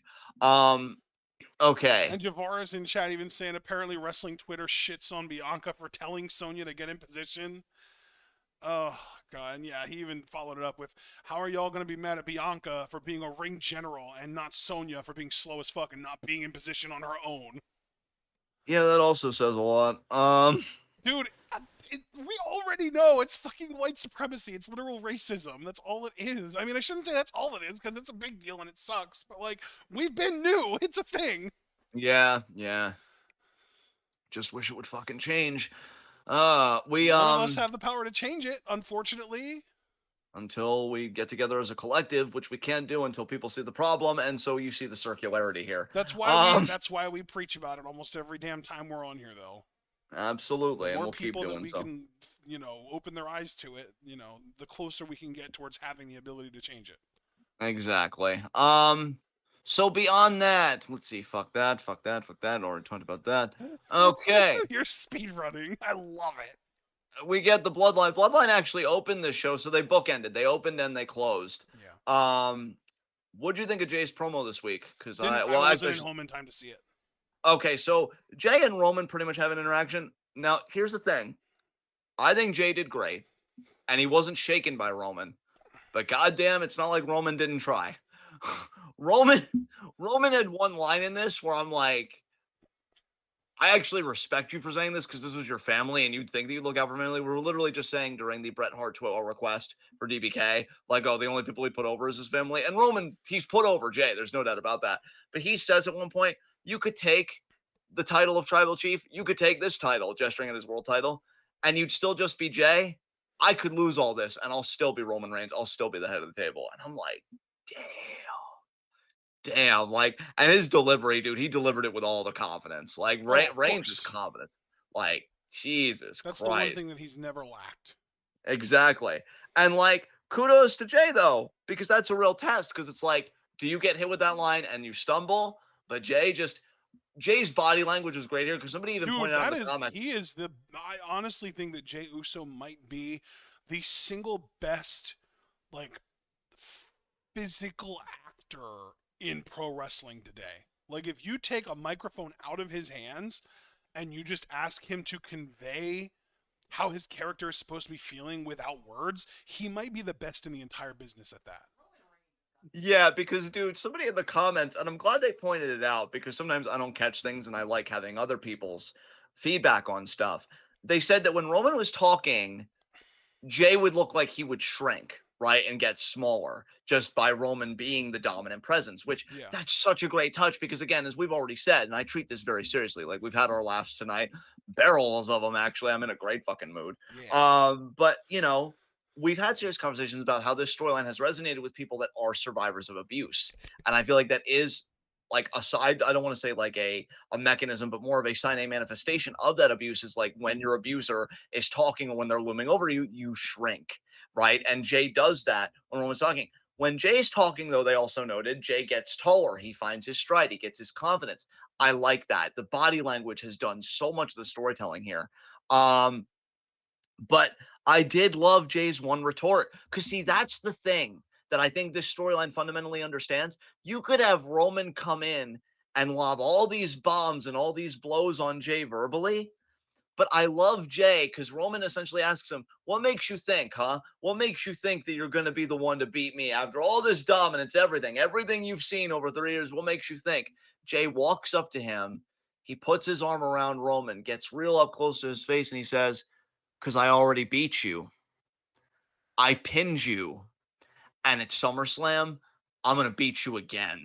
And like, that's it. And Roman's face just crumbles into that son of a bitch. How dare he throw that in my fucking face? And I love it because Roman owned the mic, but reality favors Jey Uso. Yeah. And that's the point. And Well, and I that's the love thing it. too, right? Is even if you look back on their historical one-on-one matches, Roman has never been able to beat Jay without cheating. Exactly. So when you properly contextualize it, that line by Roman in any other context, it would have been a burial. But in this given context, you have to say, well, Roman, are you saying that to get in Jay's head, or are you saying it to get out of your own? Like, what's the purpose here? Yep. So we go from that to Jey Uso has a match with Grayson Waller. Roman and Heyman are watching on the outside. Like, literally, Roman's got a chair set up by the ramp. He's sitting in it. And Jay wins with the splash. And then, we kind of, him and Reigns kind of have a stare down. Then I think Solo tried to get the jump on him. Yep. And Jay super kicks Solo. Then Roman makes a rush for the ring. Jay spears Roman. Yeah. It's a huge fucking pop from the crowd. And looks like he's going to do damage. But finally, Solo. they get the upper hand because Solo comes back in. They do the spike spear double team, which I'll admit is a sick and very clever double team. Yeah. Just And no knowing one should ever get up from that shit. no one. And that's why I'll be honest, even when they kicked out of it at Money in the Bank, I kind of rolled like I enjoyed the match, but I'm like, this is why you and I say all the time anymore. If you're gonna kick out of it, don't hit it. Cause like that's fucking devastating as shit.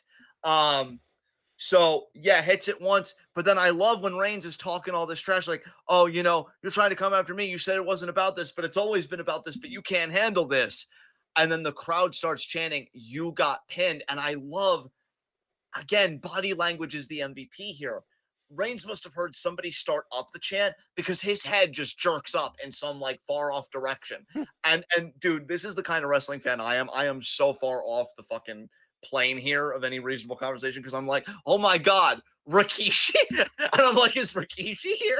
Is he like seeing somebody in the distance? But no, it was the chant of "you got pinned," and Roman sells it like, don't remind me of that. Don't remind me of that. Shut the fuck, like that How didn't dare fucking happen. you bring that shit up?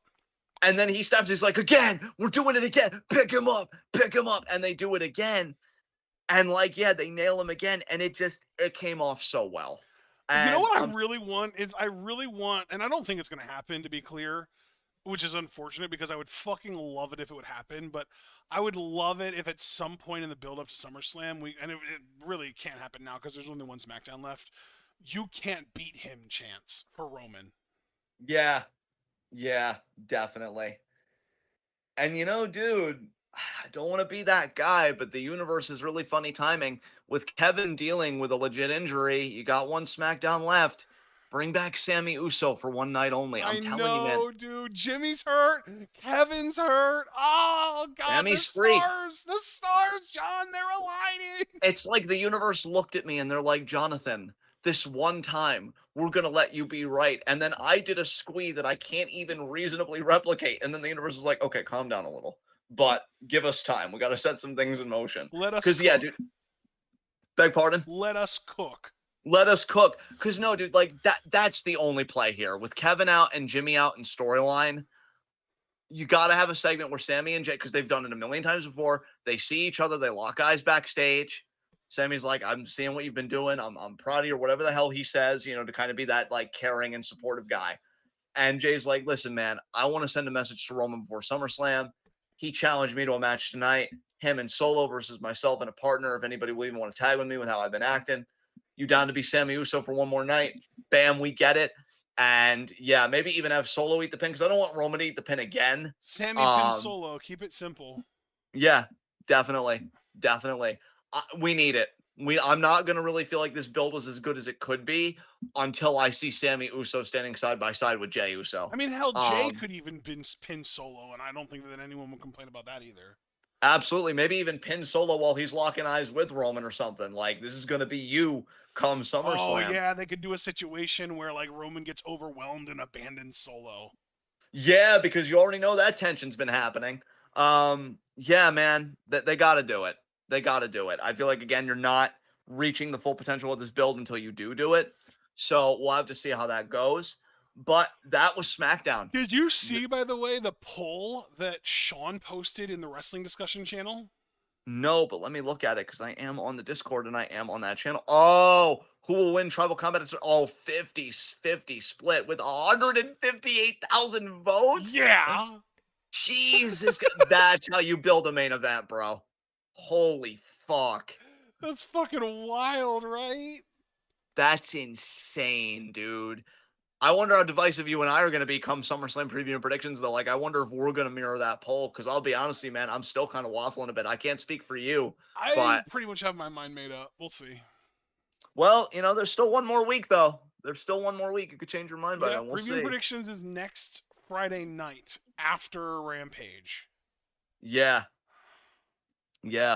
Man, dude, this match is going to fucking cook. I hope so anyway. Because even if the in-ring doesn't deliver... the first two definitely did. Yeah. And even if the in-ring for some reason doesn't deliver, you can't deny, like, the build-up to this has been so good, I feel like. It's been perfect, because, like, the whole build-up of this match has happened over the course of 1 month, but, like, there's just so much other stuff that's built up to it that it feels like it's been building up for 3 fucking years, and it might as well be. Exactly. Perfectly said. All right. Well, that was the week. So now let us open... Actually, wait. Did you watch any extracurriculars this week? No. Okay, I practically didn't either. I watched some random Big Show clips doing athletic stuff when he had athleticism, and again some Ric Flair stuff. I don't know. It was a weird mood. We're all in a weird mood. So with that, we open up the forum to questions. Oh, I did watch the clip of Hijo del Fantasma getting unmasked and his little boy doing the throat slash. Did you pop for the handsomeness? I always do. Good. You're keeping the universe intact. Oh, proud of you. Wait, you said that I popped for the handsomeness. I popped for the throat slash. Oh, that's also proper. I mean... Of course I pop for the handsomeness, but I always pop for the throat slash. What a man. What a child. Yeah. God damn. Handling business. All right. Opening up the forum for questions. It's been a very spirited... We finally broke my zen after so many weeks. Thanks, Rick a Dick. So... I was just gonna start calling him Bitch Shay. Well, yeah, again, we know Javaris has Rico Bitch down, so we've got all our bases covered. But yeah, what are preview predictions for NXT Great American Bash? Oh my god, dude. Do we pull a card up? I'm just gonna say that fucking Mello retains against Dragunov and Stevenson beats Corbin. That's all I know from the show. Great American Bash. Roxanne versus Blair Davenport in a Weapons Wild match. Blair wins. Tag title match. The family is challenging. Sure. So they're challenging. They're not defending. I'll say the family wins. They need some hardware, probably. Gallows are still champions, by the way. Ew. Yeah. Room for the family. Thea Hale challenging Tiffany for in a submission match for the women's title. Tiffany's gonna win, which is gonna be weird because, like, what submission is she gonna come up with? I don't know. Cena found a way. She will too. Yeah. Wow. Dominic is defending the North American title in a triple threat against Wesley and Mustafa Ali. Oh, Ali, I'm sorry, baby. Dominic's retaining. Judgment Day is too hot right now for WWE programming, and apparently they're doing genuine numbers. They're not giving that up. Dominic retains easy. And the only other match listed is the pre-show match, which is an 8-person mixed tag team match. We've got Dragon Lee and Nathan Fraser teaming up with Ulissa Leon and Valentina Feroish, taking on the Meta Four, which is Noam Dar, Oro Mensa, Jakara Jackson, and Lash Legend. Will go one more for metaphor. Yes. Yes, they're definitely winning, I think. Yes. All right. Any other questions? Well, actually, wait. Castor actually asked something. On Raw, Drew said that Kaiser has more charisma and personality than Gunther. What do you think? No, I like Kaiser, but Gunther has a different kind of charisma to me. He has a classiness to him with how dominant he is. I can see the argument, but I do agree with John. I think that saying that Kaiser has more charisma and personality than Gunther is like being very narrow-minded about what charisma and personality can be. Yeah. Which, damn, Drew, shame on you. Yeah, Javaris very quickly, Black Hole, obviously. I know we talked about that a bit earlier. Wait, what? Castor, well, because he has two non-wrestling related question, and I'm like just very quickly on that to move on. Do you think there is a possibility of Dwayne showing up on Tribal Combat and helping Roman retain? This is from Castor Sales. I don't think so. Dwayne ain't doing shit. He's like, look, they're eating fine without me. They don't need me here. Call me when Mania comes around if you need me then. So I don't think he'll show up and help Roman retain. I especially don't think he'd help Roman retain because that would be a heel turn for Rock, and I think he needs all the fanfare he can get right now. Well said. I blame Triple H and Vince for Judgment Day overshadowing people on NXT. I mean, build up the guys over there. Gala, welcome back. I did see you tagging me in the Discord earlier. Really cool that you got power back. I know how scary that is, so I'm glad you're out of that situation. Now, our next proper question from Super Blue. Why didn't AEW just let Fox win the title, and what good does it do for him joining the Mogul Embassy? Yeah, he had it as MOA, so it kind of tripped me up a bit. I don't know what MOA is supposed to be, but he joined the Mogul Embassy. Yeah, Orange Cassidy is the priority. Again, if they had Mox attack him, I'm telling you, this is all designed to get Orange Cassidy to the main event. He's the pet project right now, and has been for a while in AEW. So that's why they couldn't let Fox win. That shit is so fucking silly. I know. But Fox to them is just the good hand that'll have really solid matches on TV to pop the internet mark. So there you go. Their entire fan base is internet marks. Exactly. See, you get it. Any other questions?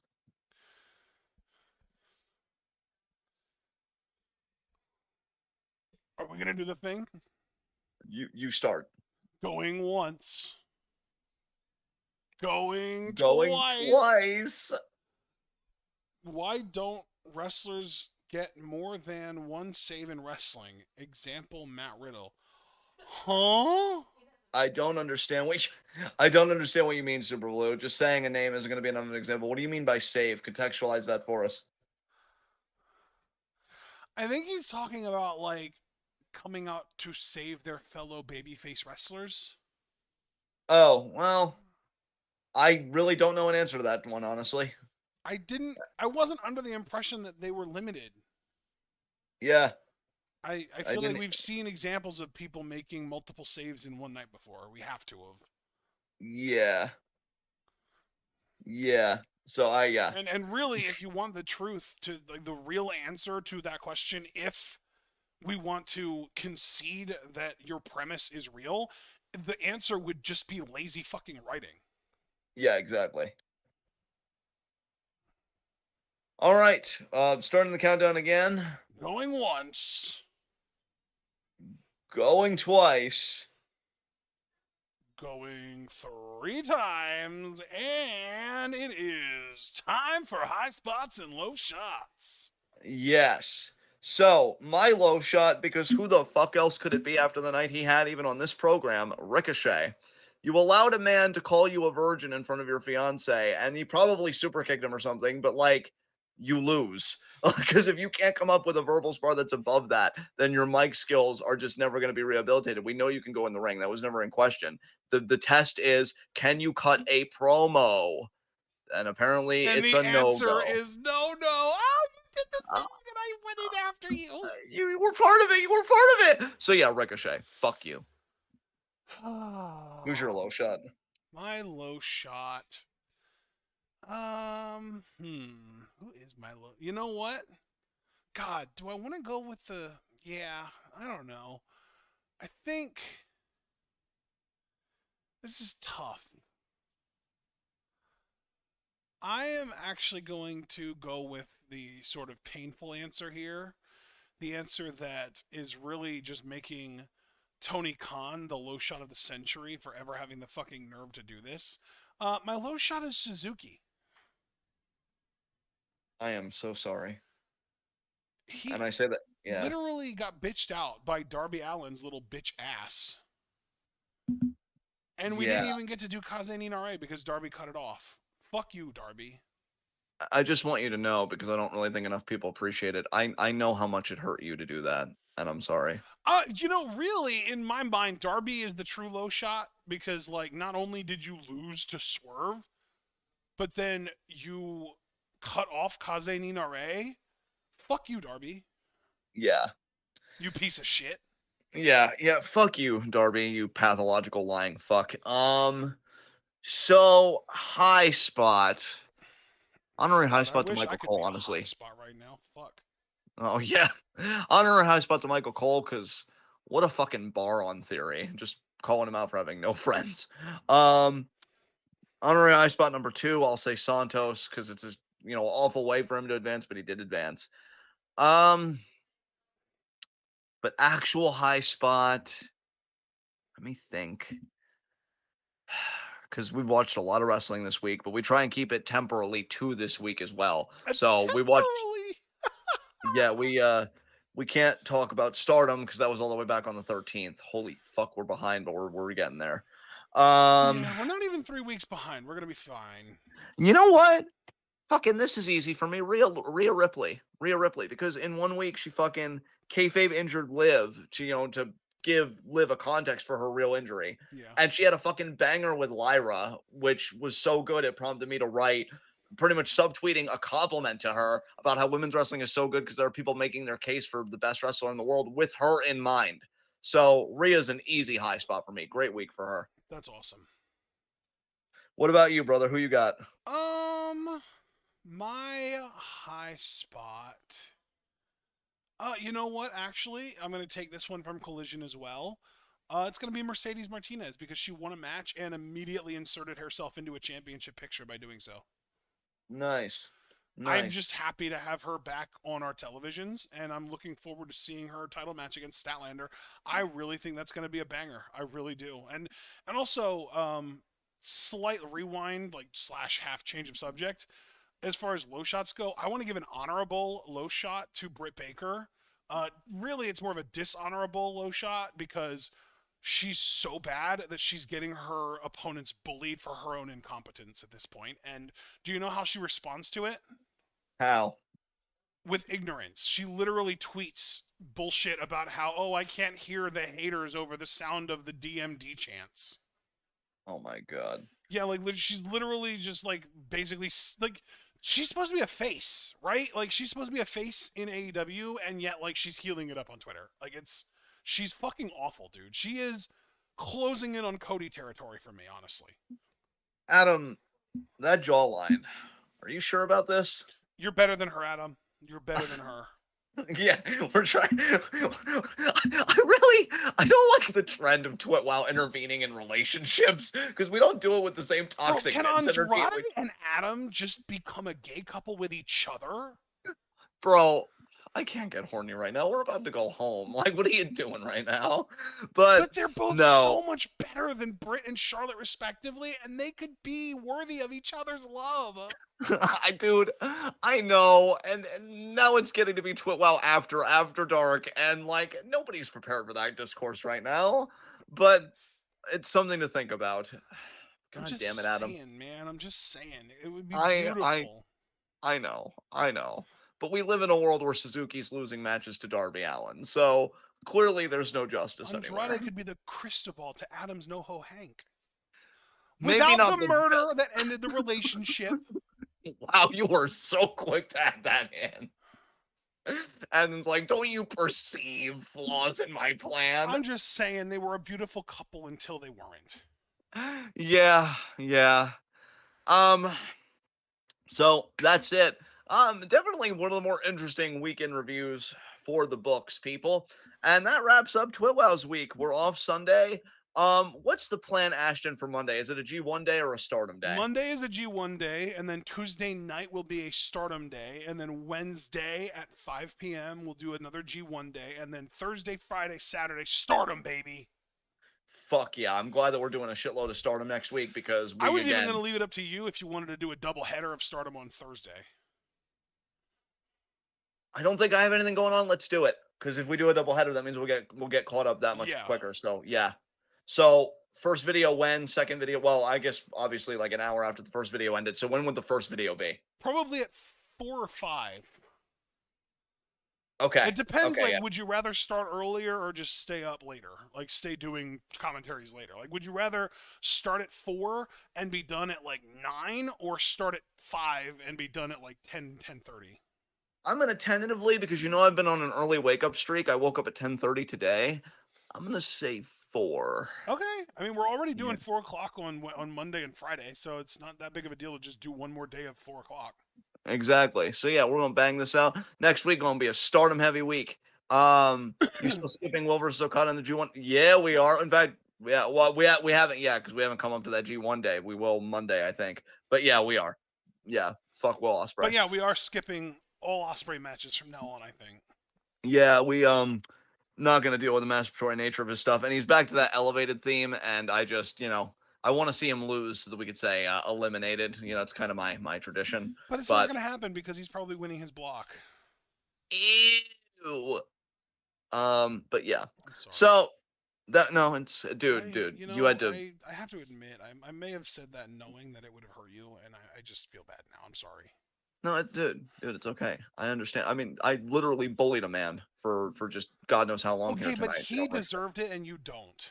I appreciate it, but I understand that it's just coming from a place of Charlotte exists and it's hard to cope with, and I get it. So does But Cody, and then so does Britt. Fuck. it's a bad time. It's a bad time. But guys, thank you for making this a good time. Really appreciate it. So like the video, subscribe to the bell notification so you don't miss any of that. We're gonna check out everything we're involved in the description box. Follow us on Twitter and Twitch. I'm done with the fucking X joke. Fucking Elon Musk. Yay! Yeah, fuck him. Fuck all billionaires. Eat the rich.